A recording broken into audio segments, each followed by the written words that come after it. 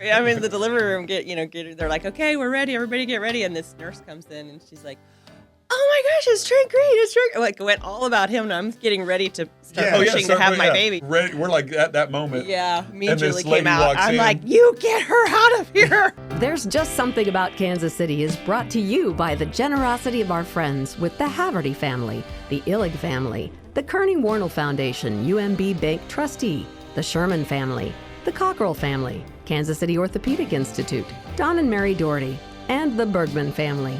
Thank you. Folks, welcome once again to another episode of There's Just Something About Kansas City, where we talk about the people, places, and things that make this such a great place to live. And sitting across from here, two of those people who are heavily involved in the community, and of course you're going to recognize the guy to my right is Trent Green, former Chiefs quarterback, and his lovely wife, Julie, is here with us as well. And they are so involved. And I'm going to ask this question first, okay? All right. Because I know if I had you sitting here by yourself, or you sitting here by yourself, and I asked the question, well, how did you two meet? I think the stories would be totally different from a male perspective or from the truth over here, okay? So let's hear it from your perspective, how this happened. Well, we've been together since we were 20, so we've been together a long time. So this would have been back at our Indiana University days. We actually met on the steps of a frat house. Yeah, we did. That was the first time that we actually saw each other or met each other, and then we ended up going to one of her dances. She was in a sorority. I was not in a fraternity. Okay. At the time. Our head football coach was not a big fan of that. He's like, you already have a fraternity. Your team is your family, is your fraternity. So, he wasn't a real big fan of that. So she had asked me to one of her dances, and then the funny thing is that like our first phone call. Back when you had phones on the wall, and you had, so put the quarters down. So of course, all my roommates are giving me a hard time because I wasn't like a big phone talker or anything like that. And we were on the phone for about an hour. When she called to ask me to the dance, we ended up being on the phone for about an hour. And I still remember my roommates yelling, when you getting married, get off the phone. You've been on there forever. And then little did they know that, here we are just a few years later. Yeah, that sure. Absolutely. So. Do you remember it the same way? Pretty much. There's a few details he left out, which we probably, I don't know if we should share them or not. Yeah, no, he, same idea. We met on the steps of a fraternity house. He might have called me some other girl's name, like, hey, Stasha. And I was like, she still remembers the name. Yeah. Oh, how about that? She just name dropped. How about that? Memory here. Yeah. Long memory. And then, so Stasha, if you're listening, I appreciate it. Thanks for moving out of the way. Right. Moving in, yeah. Well, what were you doing on the steps of fraternity house? I was leaving. I was. It was a party. It was a party, and so you're one of those social members. I was. Yes. You so knew some guys. that was the benefit of being on the football team and not being a part of one fraternity is you got to go to a bunch of different parties. Whoever was having a party and whatever was going on, you could go kind of socialize. And I was friends with a bunch of different ones. And she was a Chi Omega at Indiana, and they were right next door. And so I think they were stopping by because it was right next door. So. But, So long story short was I had a sorority sister that was dating one of his roommates. And so I asked if he was dating because, of course, I thought he was nice looking. Yeah. And so I was like, well, is he dating anybody? I need a date for, this dance. And I said, but give him a heads up that I'm going to be calling because if he doesn't want to go, I don't want to put him on the spot. Yeah. He can have an out. And then, like I said, we talked on the phone for an hour and went and got ice cream before the dance, and the rest is history. So, wow. 31 years later. How about it? Wow. Yeah. Before NIL. Before it was, NIL. It was coming out of your own pocket. Right, exactly. Well, and I should tell you, he was sitting on the bench at that time. So it wasn't like I was going after the star quarterback. You were going after the star quarterback at that time, right. So this was my redshirt sophomore year. Okay. So our third year in school. And I started the first 7 games that season and then got benched for 4, the last 4. We were having I wasn't as, I'm a pocket guy. Yeah. So they wanted a more mobile quarterback. There was another guy that could run around and do more stuff. So he started the last 4 games. And then prior to the bowl game, our coach is like, I'm not sure which one of you guys to play. And I don't know if either of you, he kind of just chewed us out basically and said, so whoever comes out of this bowl practice as the starter, will be named the starter for the bowl game. And fortunately, I won that competition and had a really good bowl game. T. Rich, it was against Auburn. Yeah. It was against Auburn in the Peach Bowl. That's right. And T. Rich was a freshman. Tony Richardson was.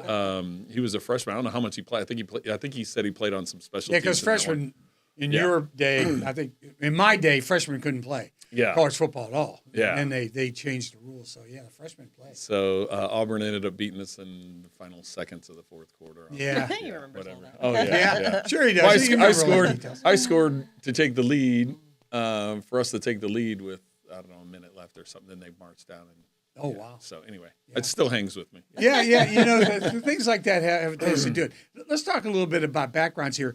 You were born in Cedar Rapids, Iowa, right? I'm sorry. Yeah, Iowa. Yep, Cedar Rapids, Iowa. Yep. But you ended up in St. Louis. Yes. How did that come about? I know you went to St. John Vianney. Yeah. My mom and dad, both are from Cedar Rapids. They both were raised there, went to high school there. Their families were there. I was born there. So we were there probably 4 or 5 years. And then right around kindergarten, my dad got transferred. He worked for a company. He was a salesman, traveling sales guy who went around, was on the road a lot. So it was better for us to move over to Illinois. We moved over there to a little town outside of Bloomington Normal, where Illinois State University is. So in between Bloomington and a little town called Carlock. So I went to a little elementary school there for 4 years, and then ultimately moved to St. Louis in 5th grade when I was 10, and then grew up in St. Louis. And, yeah, right. Yeah, so we bounced around a little bit, but was always around the Big Ten. My dad got his degree from Iowa. His family was Iowa season ticket holders for just about everything. I tell people all the time, and Casey Wigman, my center for all the years here in Kansas City. Great guy. Oh yeah, incredible and Hawkeye through and through.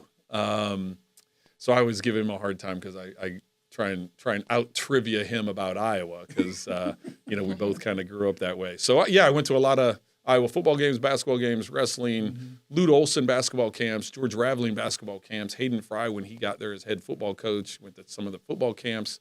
I tell him Dan Gable, the first event at Carver Hawkeye Arena where they play basketball. The first event was Iowa State wrestling match.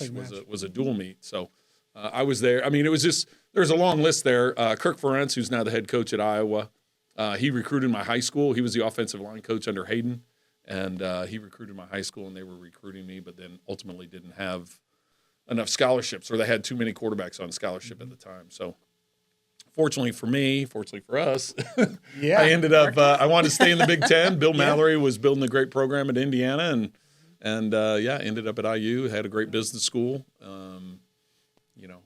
I didn't think this NFL thing would. That wasn't part of the equation at the time. It was. We'll talk about that too. But you are an Indianan through and through. I mean, your whole family, born and raised. You and both your siblings went to University of Indiana. So you guys you're home folks, weren't you? Yeah, my majority of my family went to Indiana, and my nephew just finished his senior year at playing basketball for IU, and.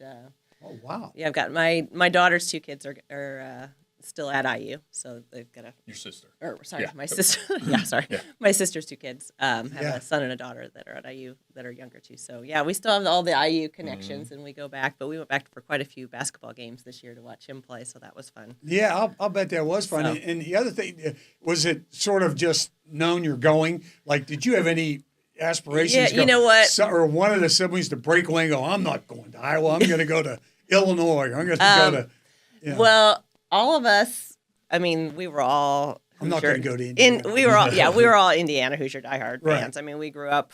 We were big basketball fans. I remember growing up sitting in front of the TV with a bowl of popcorn watching IU basketball. I mean, that was our big thing. Bobby night. It was the Bobby night. Yeah. So we all wanted to go to IU. That was it's kind of your home state. School. I mean, I know there's Purdue, but but really, you want to go to IU. There's really just there's no choice. Right. Wait a minute. So you just sort of dropped Notre Dame out of the drop them out too. They had nothing to do with it at all. Right? They're Chicago. They're Chicago. That's true. They're right down the street. Tell Grunhard that. Tell Timmy that. And Sarah, right? Both of them. And she's skipping over the fact she had a chance. She was really good at tennis in high school. and had a chance to go to Butler. Was it Butler? Butler, yeah. Butler in Indianapolis. So she could have played tennis at Butler, and just decided, she wanted to be a student. Any regrets? No, I still play. I mean, it's She's a lifetime more sport. competitive. Like I'm she more always- competitive now, she always probably, used to than I talk was. about the fact she's like, well, I wasn't really all that competitive. Did I want to really, spend all that time and energy and all Yeah, that stuff? it's a and, job. So I wanted to. I wanted the college experience and wanted, Sure. so she went to Indiana and I'm like, no. So she started playing when the kids got old enough to where and now she's I'm a little more competitive than I Are was. you? Yeah. But it's fun. Is there pickleball involved in all of We this do a as little bit of well? pickleball, a Little little bit, bit. I'm still little while bit, I but can still do she's- my tennis. I'm sticking with my tennis, Yeah. but Yeah. I do dabble in pickleball here. And there. Pickleball is the old person's I play sport. well, no, but I play pickleball the way I Yeah. play tennis. I hit everything very hard, so Oh, there's no good. dinking, no dinking. Yeah. Yeah. Who needs to ding? And you were an excellent basketball player as well. I mean, were there any scholarship offers? I mean, There you were were. averaging 20. You were Yeah. that's a very competitive high school, St. Yeah. Giuliani. Yeah. In St. Louis, they play Yeah. against all the big boys. Well, that was really, growing up, that's what I wanted to do. When I moved to St. Louis, played on my school team, played on a club team, and then ultimately we would play AAU. Not anything like what it is now. Like the club world's a whole different thing now. But yeah, no, basketball is what I wanted to do. Like I said, I went to Lute Olson and George Raveling basketball camp, Right. so it was like basketball was what I wanted to play. I had a couple offers, a couple D1 looks, smaller schools. Yeah. But ultimately, my sophomore year of high school, so I wasn't allowed. This was before the concussion thing and all that stuff started becoming.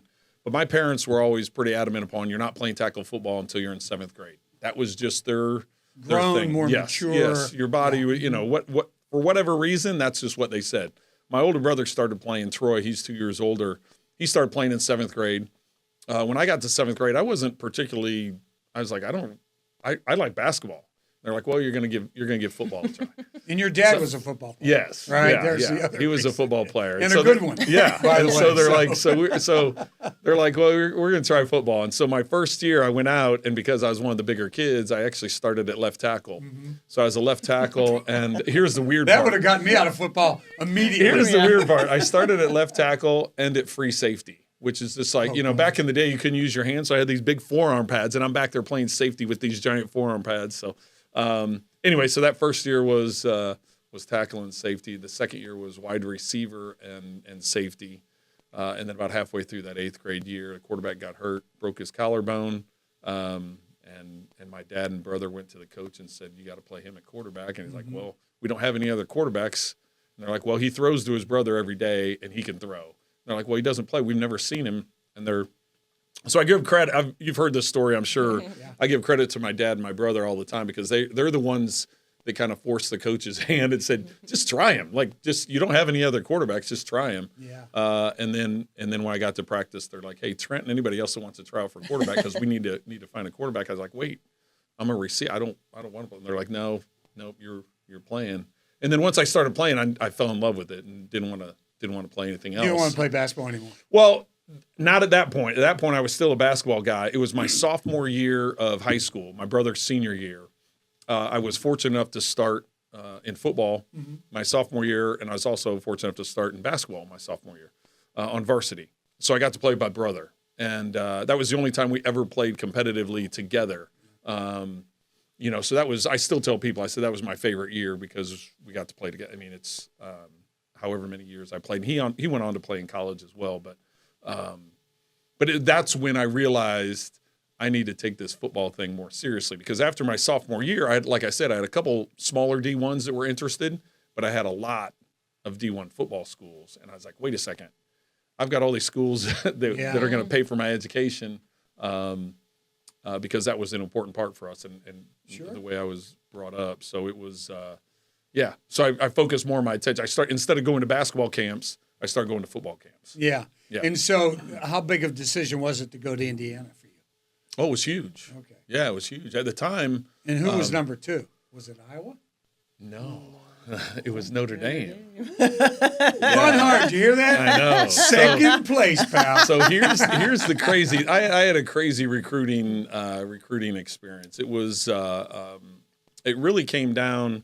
So Iowa was really my first choice, but they didn't have any scholarships left. Indiana knew that, and Illinois was also recruiting me. So those were the three that I was really looking at. I was also looking at Kentucky. I went on a official visit to Oklahoma State. Mike Gundy was my host, who's now the head coach. He was actually my host. And they like, oh, hey, we got this little sophomore running back, Barry Sanders, he's going to have a really good junior year. All you have to do is hand off here. I know. They go, we got Hartley Dykes, we got Barry Sanders, we got Mike Gundy, we got, Pat Jones was the head coach. Brad Seeley was who recruited me, and he went on to have a long NFL career as a special teams coach with the Patriots and Belichick and those guys.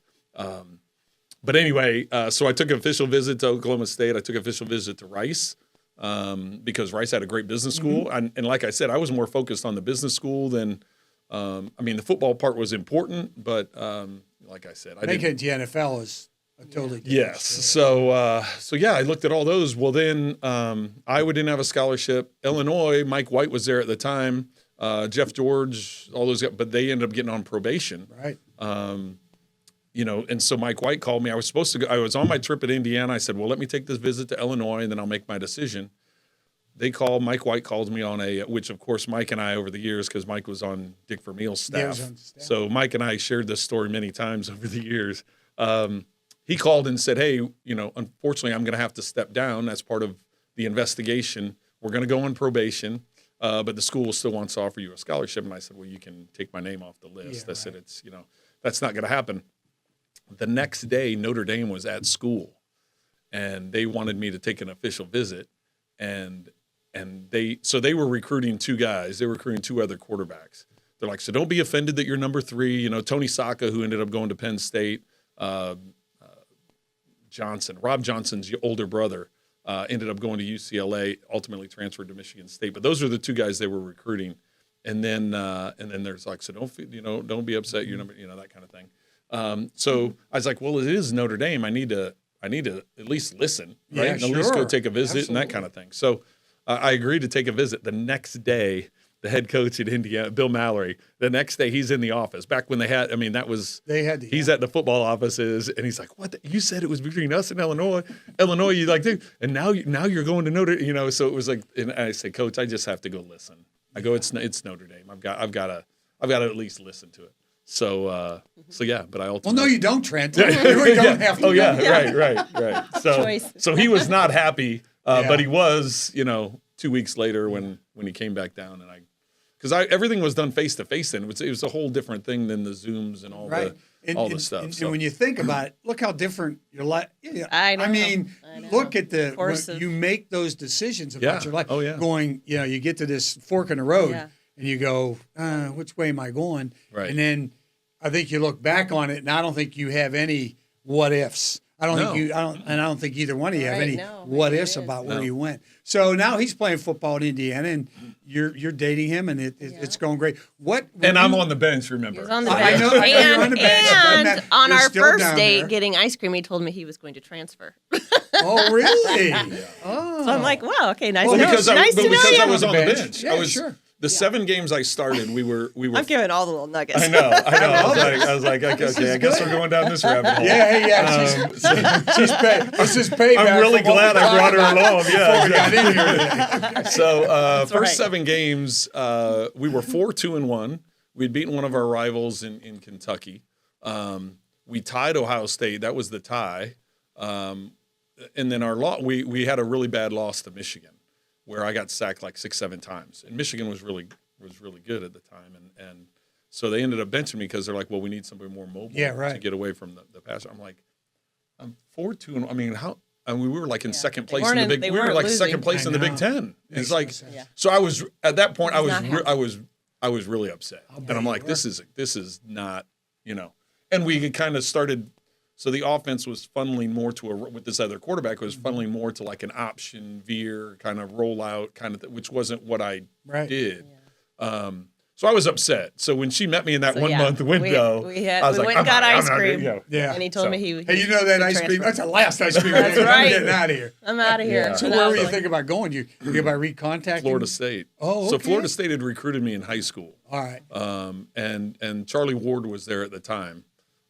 And he was the Heisman Trophy winner. Yeah, he was great. But I didn't know of anybody that was behind him. It's funny now because Casey Weldon, who ended up starting after Charlie left, and Brad Johnson. I know both of those guys, and they were both behind Charlie. I had no idea they were there or who they were or what they were. Yeah. But it's just funny how all those things, like had I, I don't, who knows what would have happened. So I tell him I was his good luck charm. Yeah. You started dating me and you got your starting job back. Yeah, so right. we're talking about this from the pro standpoint, and of course we know about the two devastating injuries to him. Yes. Okay, both involving his head, which is a scary situation. But you're sitting there and you're cheering for Indiana, and everything's great. And what thoughts were running through your head at that time about him playing football and the whole? You mean as far as like draft and football and all that kind of stuff?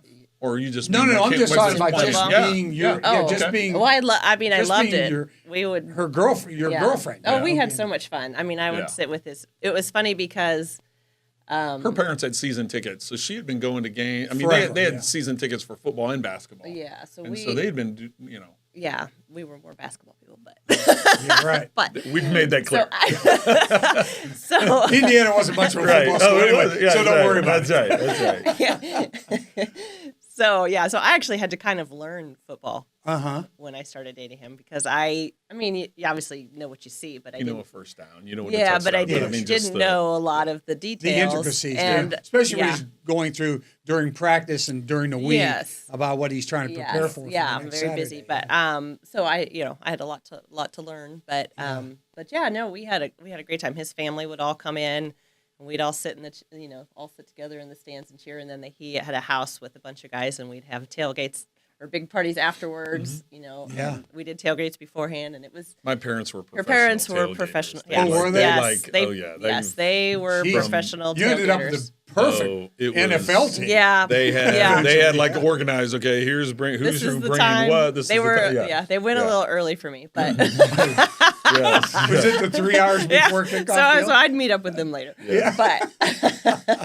But yes, no. So I mean, obviously it was fun. We had a lot of great times with the IU football. And we still have a very, very dear friends who they married their girlfriends, and so we all get stay in touch and get together. Friends. Yeah, we were all friends in college, and it's really fun. A bunch of us are. A lot of us are still married and still together. Yeah, so it's fun. It's fun when we all get together. So now, you get your senior year and you're thinking you got a business degree and you're both getting out. When were you you hadn't gotten married yet, correct? No. Okay, so and I didn't even know he was going the NFL. Right. Neither did he. So we had a really good jobs. I had a really good junior year. We had a really good team.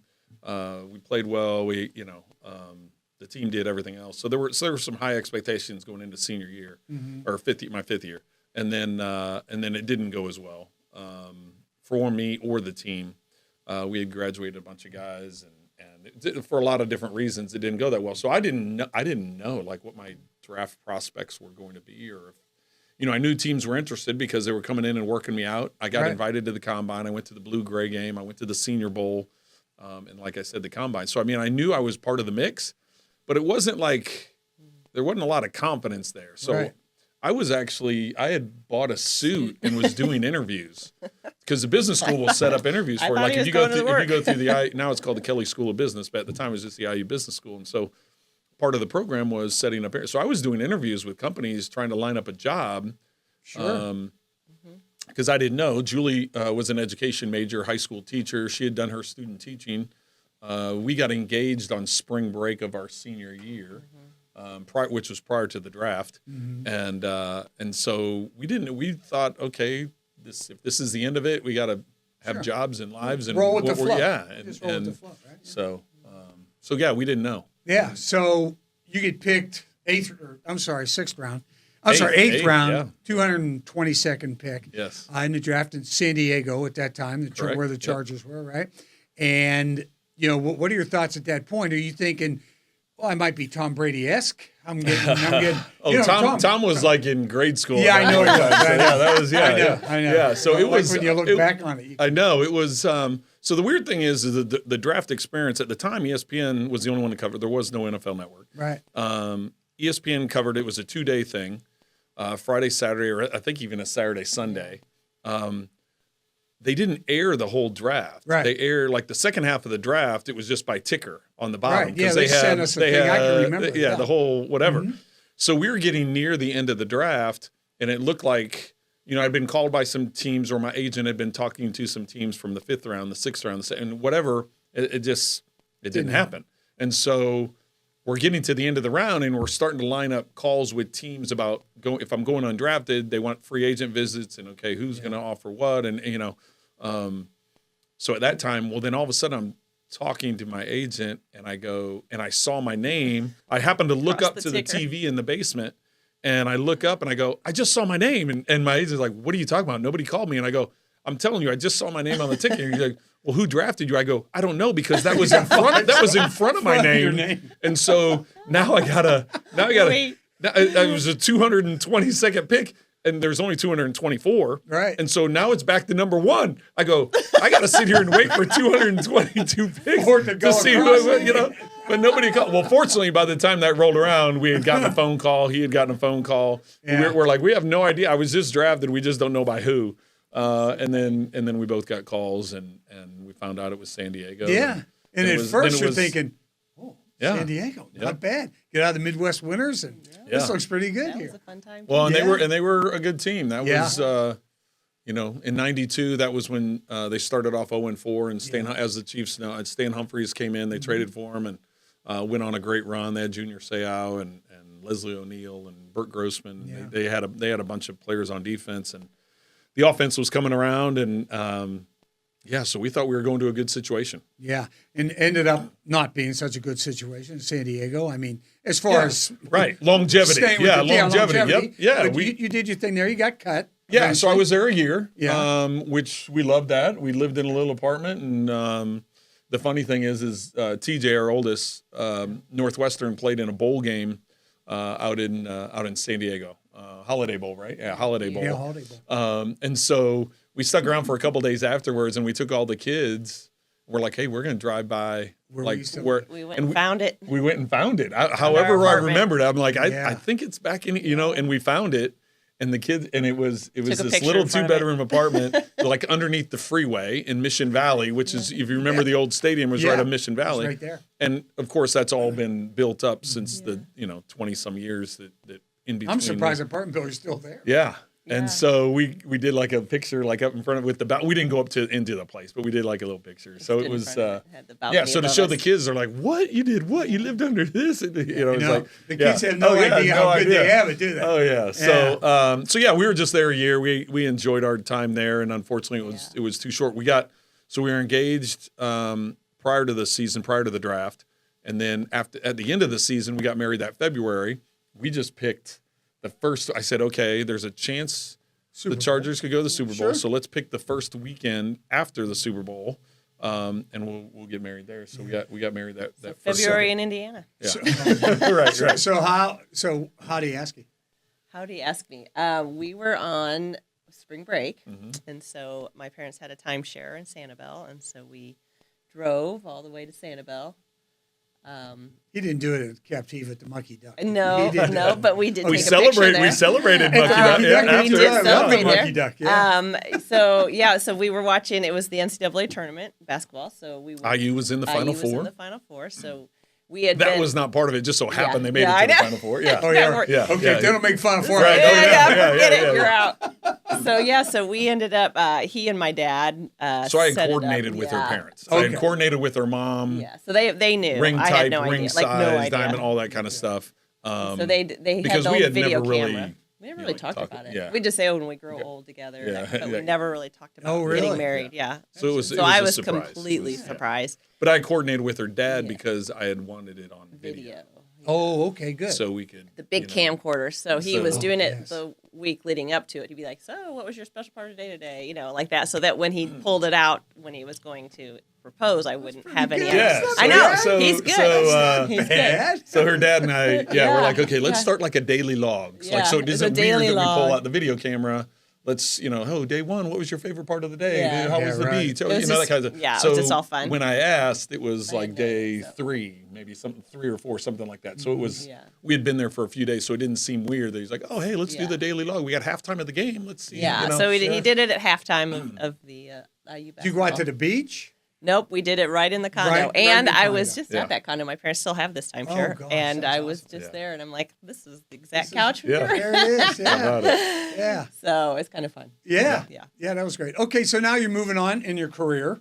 Yes. And things are starting to go. And then you get cut from San Diego. You go to Washington, you went to Washington. I think, first, Well, we right? moved back. We moved back to Bloomington because it's a lot sorry, you cheaper. went to CFL? Yes, cheaper you did. with no money coming in. Yeah, right. San Diego, Indiana, compared to San Diego with And with no he was income. working out with the football team. So Yeah. he was trying to get back in it. Yeah, sure. So we had made a decision. I said, "Listen, do you want me to keep? Like, I would love to keep trying, but obviously we're married now, and we got a decision. Yeah. I can go So get I a went job, to work business. She can full-time. go. She can, get a teaching job. We can just move. All right, on. Julie. Right. That's right. You made the decision. I went and I'm worked, good. and he I'm worked going out. to practice, And- right. and- So we I'm moved going back to practice. Bloomington. Scouts. That gave me the ability. I talked with the coaches to work out there. I'd have people to throw to. Yeah. And then in That's the great. old days, scouts would roll through to look at video because there Sure. was no, all the stuff that they do now. Yeah, It right. was you had to actually go in person to watch the tape. So a lot of the scouts were coming through Indiana to watch not only IU player but other Big Ten players and stuff like that. So I would work out and I'd just sit around waiting for scouts. I was like, hey, you want to see me throw? Yeah, do you throw. have anybody you want to work? You can throw to their wide receivers. Yeah. Or I'll sit in and watch tape with you. Yeah. We can talk about tape and ball and everything He else. did what it took. So I hung out there and she was selling furniture Yeah. and then Canadian League called. Yeah. So I was up in the CFL for about a month. I was there for like a week or so because CFL is different. Like you can be there and practice with them but not be under contract, at least at the time. Yeah. And then after like a week or 10 days, I'm like, what are we doing here? I've got a wife back home. I mean, I'm like, So I actually went back home for about 3 days, and then the quarterback got hurt that next game. So then they signed me and brought me back up. But you had to his agent had to, because originally you couldn't get out of those contracts. They were all Some- 2-year contracts. Yeah, He's right. like, I don't want to be in Canada I'm like, for no, 2 my years, goal so is I not just to. went- Yeah. That wasn't my because I had a chance to go to like the Arena League and Yeah, some other sure, things like yeah. that. And I'm like, no, after I'd had the taste of the NFL, I was like, this isn't Yeah. my long term. So then you go, and then you get picked up by St. Louis. Which, No, then I got picked up by Washington. sorry, Washington first. I Yeah, apologize. So I got released from the CFL, went back home. We were just hanging out, and then when the season ended, I got calls from. There were 3 different teams that were interested. It was San Francisco 49ers, the Kansas City Chiefs, and the Washington Redskins. And Norv Turner I knew, so he had worked me out with when he was the offensive coordinator of the Cowboys before he became the head coach of Washington, and so. And Cam Cameron was the quarterback coach. And I knew of Cam because Cam was a football and basketball player at Indiana, but he was a quarterback coach, wide receiver coach, and offensive coordinator up at Michigan when we had played against Michigan. So I knew there were some people I knew, and I went and had a workout with them. And then in San Francisco and Kansas City at the time wasn't sure what was – this was in 94, so Joe's last year. Yeah, right. They're like, we don't know what's happening with Joe. If Joe decides to retire, then we'll sign you. If Joe doesn't decide to retire, not that I'm competing with Joe, but it was more like to compete like Yeah, I quarterbacks understand. on the roster. So it's like if he ends up retiring, so there was kind of a wait and see. You remember Bill Musgrave? Oh, yeah. He was the third out in San Francisco, who's now been a longtime NFL coach. He was the third in San Francisco because Steve Young was there, who was the MVP of the league, and so they're like, well, we'd want you to come out here and compete with Bill Musgrave to be the third quarterback. And Bill had been there for a couple of years. And I was like, okay, so I'm behind him clearly already. He's got a 2-year head start on me. And then Washington had just drafted in 94. They had drafted Heath Schuler and Gus Frerotte, both in the same draft, and both ended up starting some games in that 94 season. So I wasn't real gung-ho about 2 guys younger than me and 2 guys with playing experience in front of me. And I remember Norv sitting down. He goes, I know how this looks to you. He goes, because you've been out for a year, you need to find a place that you can make number one, you need to make the roster. Yeah, right. Like that's the hardest thing in the league is make the roster. Then once you're in, then you find a way to stay in. And then if you get an opportunity to play, it's like it's a game where you got to kind of a lot of moving pieces. So, that was his sales pitch for signing with Washington, and I did. And so I was there for 4 seasons. We just went to his retirement party out in where was it? His wife, California. his wife Nancy and Troy Aikman threw him a Oh, did retirement party because he had kind of stepped away during the COVID time. Yeah, right. And so they really couldn't do a retirement thing, so they just had out It was in fun. Delmar. It was fun to see a lot Out of in people. Delmar, right? Yeah, Delmar. Yeah. So we went Yep. to Then you a end up surprise. with back in St. Louis. Yeah, yeah, which was great. Yeah, And, it was 4 crazy years in Washington. Finally, that last year, I was able to start 14 games, but because of Jack Kent Cook passing away and the team the ownership was up in the air, GM was up in the air, was Norv staying. It's like all these things were up in the air. We loved DC. Yeah, we did. We lived in Northern Virginia, and we loved Norv and the offense. At that time, Mike Martz had taken over. Yeah. So the first 2 years was Cam Cameron. Second 2 years was Mike Martz. He was hired by Dick Vermeil to be the offensive coordinator with the Rams. Just so happened I didn't have a contract. I was from St. Louis. There was a lot of Martz things. knew you. A lot of things that fit together. Knew the offense, knew that. And so, we decided that was our first free agent visit. Yeah. Was the coach Vermeil and the St. Louis Rams. So. Yeah. So, and then sort of the rest is history. There was you getting injured, Kurt Warner taking over, they win the Super Bowl, whatever. Then you end There's up. a movie. I think they made a movie. I think they made a movie about little that movie thing. about that. That's right. I think go back and look at the movie, okay? And then you end up coming to Kansas City, and I think Dick Vermeil has even said he thought he made a mistake when he walked away from St. Louis. Yeah. To come to the Chiefs, okay? He thought, if I had to do that over again, I probably wouldn't have done it that way. But it was good for you because he came to Kansas City. He knew you. He knew what you could do and what you couldn't do. And the offense was flying high there. You just had no defense. Yeah. Had zero defense here. Here's the thing. Coach was he had spent so long in Philly and never got to the Super Bowl but didn't win it. Spent all the years in broadcasting. Got to St. Louis. It was a struggle, right? I mean, the year before I got there and Marshall got there and Torrey got there and all. I mean, it was they revolted at training camp because the practices were too hard. You were keeping us on the field too long. Too many pans. Too many practices and pads. It was old school. So when he hired Mike Martz to take care of the offense, brought me in. Like I said, we traded for Marshall. We drafted Torrey Holt. We signed Adam Timmerman, the guard from Green Bay who had won a Super Bowl up there. Had a bunch of pieces in place. Isaac Bruce had been hurt. There was a lot of things that came together. And I think when he stepped away, it was like, you know what? I'm stepping away at the right time. I'm on the mountaintop. I've just won the Super Bowl. There was internal pressure because Mike Martz was a hot commodity. So the Rams were afraid of losing Mike to another team to be a head coach. So I think it was a little bit all those like moving pieces, and coach just thought it would be a good time to step away. And then a lot of politics involved. A lot of stuff involved.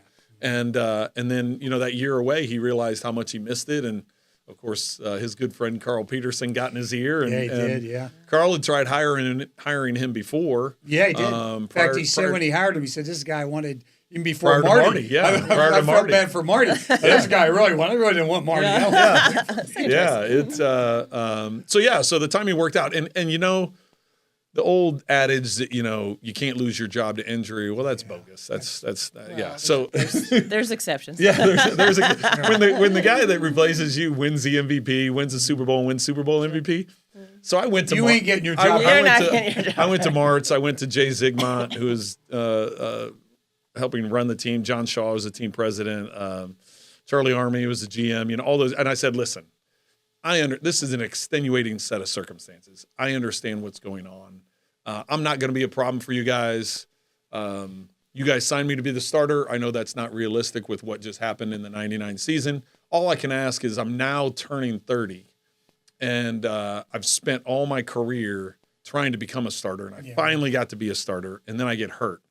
So if there's an opportunity for me to go somewhere and start, I just ask that you guys give me that chance because I feel like I've earned it. I feel like I've done everything you guys have asked me to do.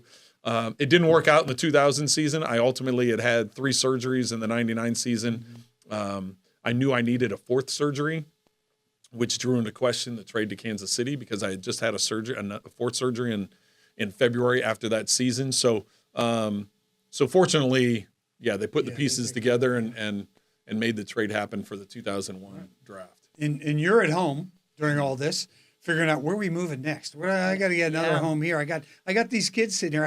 How did you during his career? And we'll talk a little bit. Everybody knows how great you were here in Kansas City and how much everybody loved you playing quarterback here.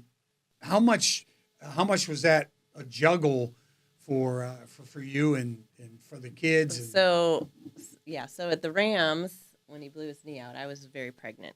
Yeah. She was like 8 months pregnant with Derek. Derek. Okay. Yeah. So TJ So I wouldn't had- have even been 2 at that point, Yeah. or he just turned He was 2. 2. He Or just no, he turned- wasn't. just turned 2 in August. Yeah. So anyway, so when I went into delivery, he's on his crutches and his big I brace. had He just had had the surgery. And I remember this is horrible. You know what I'm gonna tell. You can tell it. Yeah. We're not throwing out. Well, don't name drop anymore. So I'm in the delivery room. They're like, okay, we're ready. Everybody get ready. And this nurse comes in and she's like, oh my gosh, it's Trent Green. It's Trent. Like, it went all about him, and I'm getting ready to start pushing to have my baby. Hold it. I'm sitting here like this. I I'm was holding like- her hand, and I'm trying to talk to her. I got my leg up, Yeah. because I got the ice on it and everything. Like about it elevated and everything. I'm Yeah. holding her hand, and I was legs, like, doctors, everything. We're like ready. We're like at that moment. Yeah, me And and this Julie lady came out. walks I'm in. like, you get her out of here. Oh, that's great. This lady I'm walks like, in. this it's is like, not his moment. Yeah, this lady picked the wrong. The moment. wrong. yeah. I mean, I would have been Yeah. fine, but I was just getting ready to start pushing, and I'm like, Yeah. you're out. Yeah. So So- that was fun. But Yeah. that's a story. It's a good story. We Yeah, laugh it's- about yeah, that now. we But laugh. at the time, I was like, Yeah. It But- is tough too. Him gone a lot Yeah, during the week. so- Now he's off So that during the was- off season. He's Yes. off, Oh yeah. But this was during the on-season, season. This was during the it's- season. it's Well, different. and give It her unbelievable amount of credit because Absolutely. Dr. Andrews did all my surgeries down at the time he was in Birmingham, Alabama. Alabama, It was before he moved to Pensacola. So all my surgeries were down so I had 3 that first year, right when Derek was an infant and TJ was a toddler, and I'm going back and forth. And a lot of those times when I would go down there, I'd go down for rechecks, but I would stay for the full week to work with their physical therapists. And I'm like, this is my career. I've got to do whatever, because my knee was destroyed. I mean, it wasn't just like a straight ACL there was a lot that went on, which is why I had so many different surgeries. So, yeah, commend her. She gets all the credit. I was just doing the physical. I mean, I'm not giving you any credit. I had the mental part of, what was going on with the team, what was going on with Kurt and my position, which is obviously a big mental thing. The pain of the rehab and all that type of stuff. But she kind of kept the whole. We work together. We're a good team. Right. That's why it's been going on for so long. Right, you bet, you bet. Now, thanks for patting him on the word for a second. So, and I think we're going to fast forward to 2006. Okay. You get September. You get severe Yeah. concussion. You go to Slide, and Robert Gaithers is there, and just basically destroys you. At that point, no flag. Yeah. He ends up. They review it. They still nothing. No There's flag, still no fine, no nothing. But no now there's all nothing. sorts of rules against it. Right, and he missed a majority of the season. 8 2 games. months. I ended up at least, missing right? 8 games. Yep. And the whole thing. So he gets hurt like that, and that's scary to see somebody. I mean, somebody gets their knee or their ankle. So and they're right there. or their So shoulder. she was there with The boys and I would boys sit down low. because they didn't want the whole suite thing. They like being out in the stand. They like being Yeah, close to sure. them. Yeah, And I would always absolutely. point to them and wave to them before kickoff at the start of the game. Yeah, we were And down I low always knew enough where we they could be eye were, contact. and her parents were actually They were there that Yeah, game 'cause too. My aunt and uncle and Yeah. little niece. were So go ahead and tell them Yeah. what I mean. Oh, just that well, whole thing, that like when I was- got He when I got probably knocked out. forgets. Yeah, Yeah. he, I even doesn't, didn't he remember. wasn't even awake. Well, it was- and I had always told her if something happens, don't like go running on the field or Yeah, go, right. That I'm like can't it get there that easy. Just yeah. FYI. So no, but I'm just like let's because I had prior to the 99 injury, my knee, I had never been hurt in a game. So she like when I got hurt in 99, it like freaked her out because she's like, wait a second, like you can really get hurt in it, like because I had never like You'd been I sick. always got up. Right. And it was always so in that Yeah. one, when I stayed down, she knew I was really hurt because she's like, he never stays down. So when I get to that one, and I had gone, 81 starts in a row for the Chiefs at that time when that happened. So she knew something was Well, was really when all the wrong. teammates start circling them and down on their knees Yeah, down on praying, knees you're and like, praying. oh, my Yeah, mercy. exactly. Because it happened So- on our sideline, so she couldn't Yes. see from her seats. Right. So, And so at I the went time- down to the Lamont Rail. wins. I think Lamont came and got you, right? well, I came down to the front To to the see like, what's railing, going yeah. on, and then they did take me down there, but I didn't go on the field. I went She went as up they there. were wheeling him back, and I went to the tunnel Yeah. with them, and then went in did the ambulance with them. Yeah. Because he kept trying to take his helmet off, and they're like, he cannot No, take it don't off. touch it. So I had to be, the wife that's like, do not take it. Right. Yeah. Well, no, because that's when I flipped out. Like they didn't let me up off the field until I regained consciousness because I was knocked out. Yeah. And Yeah, so you were that's why right. it took so long. Is they weren't going to move me until I regained consciousness. So it took a long time. They finally got me on the cart. They went back and did X-rays. Took my face mask off, but left my helmet on because it was all. And so the ambulance ride is when I first really remember anything. Even though I was conscious, I don't remember. All he kept any of the asking stuff. was, what's the score? What's the So score? in the ambulance on the way, like, I opened my eyes, my eyes were already open, but that's the first thing I really remember. And I remember freaking out, because I couldn't move my head. I was all taped Yeah, down. you're strapped in. And I kept yelling, let me up, take my helmet off. And then I would always say, what's the score? What's the score? what's the score? What's the score? As long as you didn't start saying, "What's my name?" Yeah, exactly. What am I doing here? What am I doing here? That was a That was horrible pretty day. scary at that point. That was the first horrible one. Right, I know. Yeah. The I mean, the second knee one's was coming. horrible, but when it's the head, it's another story. Right, and and then there's going to be another hit. Yeah, But yeah. the situation at that point, when he gets back to consciousness or whatever, you have some time to review what happened. How much of a discussion was that time? Maybe it's time to get to retire. Yeah, we obviously it's his passion and he loves Yeah. it. We wanted all the experts in the medical field to see what what the prognosis was and what he actually, I mean, your head, the imaging, didn't they afterwards say it doesn't even look like anything happened after? I mean, he healed. So that's Okay. the So you crazy didn't have that part. little spot on your brain. You end up a little. The crazy Easy part, response. and I got to So- give credit to KU and Paul Camerata, who's still the neurosurgeon. He's still working. I need to go back now that you say that. It's been, what has that been, 25 years? 20, Yeah, it's 20 been a years. while. Yeah, I probably 2000. need to, I probably need to The get last a one was recheck. 2007. Probably need to get a recheck. Yeah, right. But I got to commend him, and I got to commend the Chiefs because they turned They're very everything. thorough. They Very turned thorough. everything over to them. Yes. They didn't want any in-house. They didn't want any pressure. They said, because I actually passed at the time, the concussion protocol that was in place. I had passed the NFL concussion protocol within 3 weeks, 3 maybe 4 weeks, and he didn't let me play for another month. Yeah, right. And I kept on being. I remember how mad I was. I was so mad. I was just like, "What? This is my career. Damn This is my doctors." career.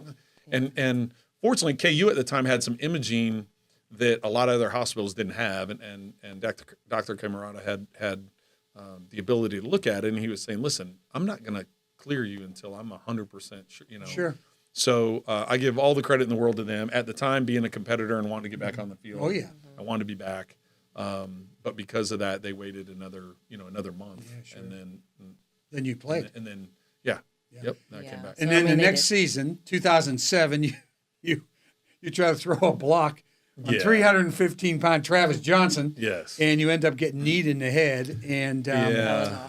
that was another concussion. At that, That was point, dumb. That was dumb. That was just dumb. that was dumb. But Well- now the deal really is, okay, you've had 2 of these. Yeah. And don't you think now's about the time? And yet you still went on. Well, and here's tried. the thing. I knew what I had experienced the year before, the Kansas City concussion, and how bad that was and what it took for me to get back. Right. I went to they carted me off because I was knocked out again. That was But he was real quick. It was a reverse play. Ted Ginn dropped the ball. Yeah. And of course he picks it up and he starts running back my way. I'm like, Yeah, oh God, no. why? So I was like, how can I protect myself to not get my head blown up? And so I thought by I kind of turned myself to just kind of get in the way, and it timed out perfectly for when that defensive lineman's knee came up and hit me right in the ear hole. And I'm just like, We weren't I was supposed to be in I was Florida. trying I was trying to do the smart thing, just getting out of the way, but also help my team. Yeah. So anyway, I got knocked out, got to the hospital, and I felt fine. it was an away game though, Yeah, so I saw it so- on TV. Yeah, right. She was on, which made it even worse because she was, having just experienced the year before. here's a little nugget too. The boys played tennis back then, and we were at a tennis tournament, and they had the TVs on, and I'm watching the game and watching them, and I had to yank them from the tournament. It's like we got to We're get leaving. home. We Yeah. got to Yeah. we got to because phone calls were coming in. So the boys bust my chops. Yeah. Well, hey, I was in the middle of the championship. You Yeah, yanked me it was off. like a championship match. Derek was at the championship, and he's like, I got yanked off the could have court. been a contender. Yeah, right. We got yanked off the court. So, I was a mess. Because we had no crazy thing family out is- there. I mean, the it was crazy just thing me is and the kids. I'm at the hospital in Houston, and I'm laying in bed. I'm like, okay, we got to get this thing rolling. Like I was aware of everything, and I go, the doctors come in, and I go, what do I have to do to get out of here? And they're like, oh, no, you're here overnight. You're here for observation. I said, 100% I'm not here for observation. I said, I've got a wife at home with 3 kids because Janelle had already been born. She had been born in 2005. I said, that's not going to happen. I said, so you tell me what I have to do to get cleared. And so they're all looking at each other like, what, and the team doctor's like, hey, It's his decision. Yeah. And so Absolutely, so they made me, I'm like, hey, so I hop out of bed I go like, I'll stand on one foot, I'll touch my nose, I'll do, all the stuff. The alphabet backwards. So so I did everything that to they find, I mean, of course they did some imaging to make sure I didn't have a brain bleed or anything like that.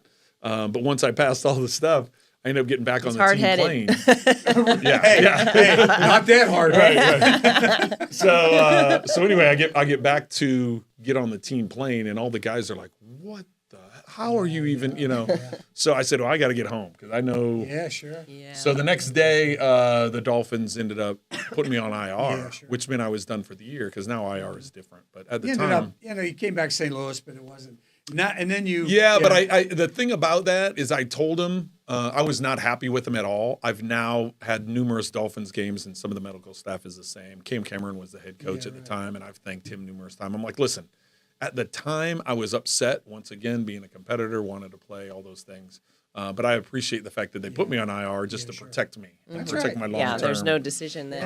Absolutely. But not wanting my career to end that way, I went to a number of different people. I went to Pittsburgh.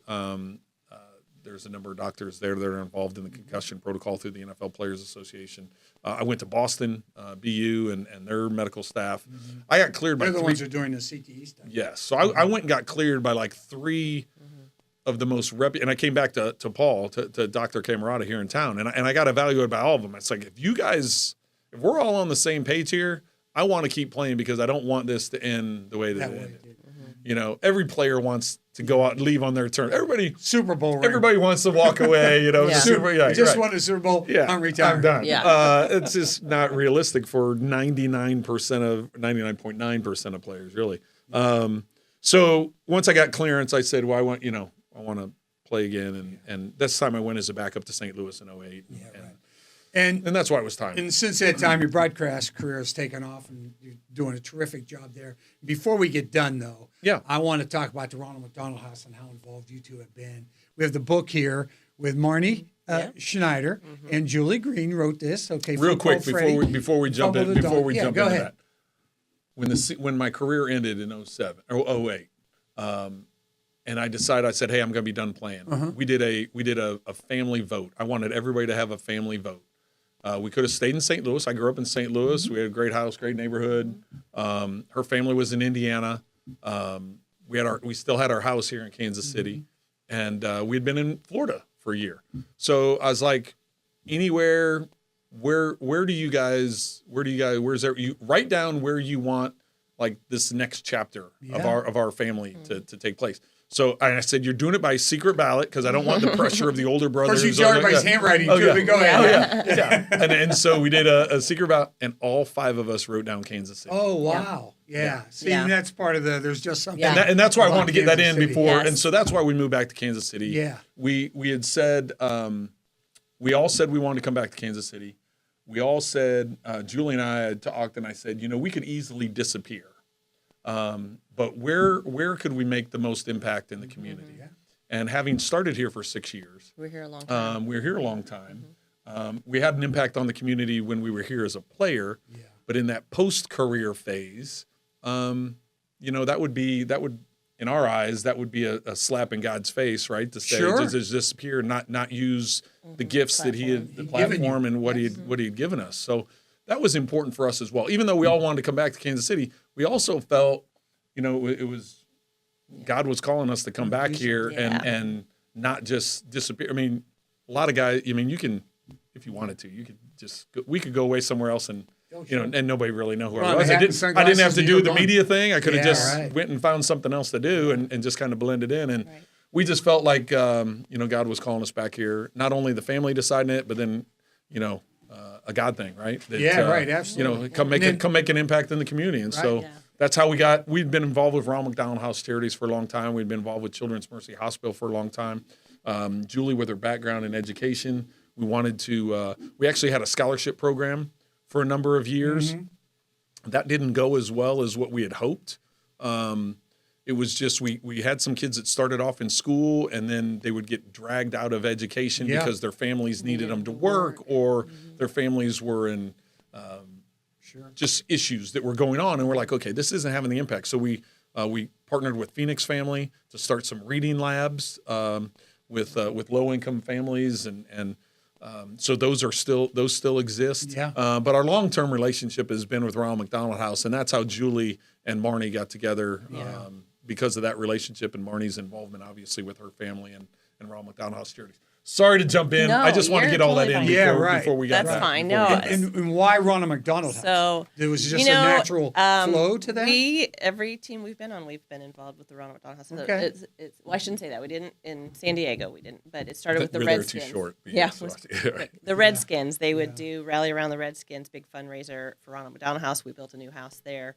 So and they would get the wives involved, and we do a big fashion show and get the husbands, Sure. and so that's where it all started. Was when we were with the Commanders now. I guess. Yeah.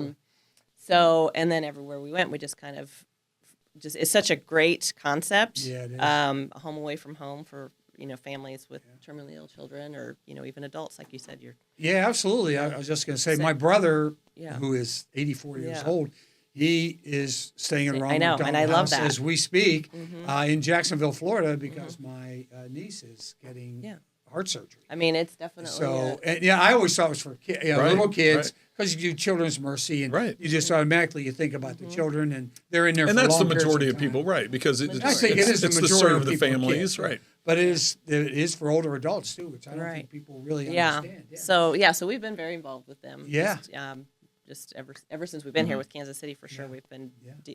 partnered with them forever. But so we met Marnie Schneider at Coach Vermeil's Hall of Fame dinner. Induction, yeah. Yeah, the induction, the dinner part. She was at the same table as us, and we got to talking, and we had the Ronald McDonald House connection, and her grandfather helped found the first Ronald Yes, McDonald House in Marnie's Philadelphia. grandfather was the owner of the Philadelphia Eagles at the time, and Coach Vermeil was the coach Was at it the time. Toast? Was it? Yeah. It was To- Toast, right? The trucking, Yes. the trucking guy. Yeah. Leonard. Yeah. This is funny, and I know I've kept you guys here way too long. But the deal is, it was founded in 1971, right? I have this, and it's funny because one of the co-founders, it was a guy named Jim Murray, okay, from Philadelphia, and he was at Villanova, and I was at Villanova. Okay. He took care of our tickets. If you were a player at Villanova, you had to go to Yeah. Jim. All right, Bull. How Yeah. many you want this Yeah. week? Yeah. You know, who are Right. you trying to kid? You're selling these on the side. I said, not the Villanova football. I'm not selling anything. Okay, so, but he was one of the co-founders as well. And it was founded because Kim Hill, the daughter of the tight end at Philadelphia at the time, Fred Hill, she was sick. And they did this thing where they couldn't, she was in the hospital, they had to commute back and forth and all the thing. And then they finally decided, hey, let's try to do something about this. And that's the way, just from Yeah, that idea. it's crazy. And from something So- happening like That's that. how But it's it is evolved. just Great a idea. terrific, Yeah. terrific organization. Yeah. Just So, wonderful. yeah, You so- guys have been so involved. It's been so great. We You have. still do your golf tournament. Yeah, this will be the 16th year Yeah, that we right. partnered up for the golf tournament. So Right. prior, when I was back playing, we just did a golf tournament for our foundation, and we split the money between Children's Mercy and Phoenix Family. And, Yeah, and right. the YMCA, we built a challenger field for the YMCA, and here in Kansas City, and then of course the Ronald McDonald House Charities. And so when I got done playing, it's crazy how sponsorships all of a sudden Yeah. they don't want to sponsor non-football players. So so Right. anyway, so we partnered up with Ronald McDonald House because they were looking to make some changes with their golf tournament. I was like, well, hey, let's join together and we'll do. So yeah, so this will be year 16 partnered together, and it's Plus, you guys are very giving too. I know you get the locker room, you donate locker room, University of Indiana Yep. there, and I know Julie, your family has a scholarship at Indiana, the Lentz family scholarship, which is a You quarterback dug scholarship. deep, didn't you? Yeah. So I know. Yeah. I know this didn't start with you. It started with mom and dad Yeah. and the way Right. you two Yes. were raised. Yes. I think it's terrific. Yes. Talking about being raised, give us a quick synopsis of the tree of your Okay. 3 children. All right. All right. So TJ's the oldest.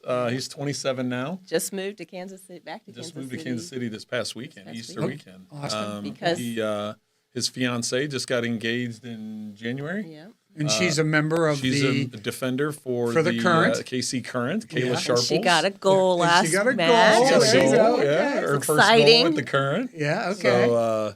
So yeah, they're doing great, and we're just in the middle of wedding plans and trying to Okay. help out and I guess make suggestions when we're Yes, asked suggestions. we are. Oh, really? Just- yeah. We're Don't speak up right. too much. Oh no, okay? no. So they're doing great. Yeah. It's great to have him here. And then Derek. and them and Derek was Derek's doing great. He lives here in town as well. He's the one that went to SMU.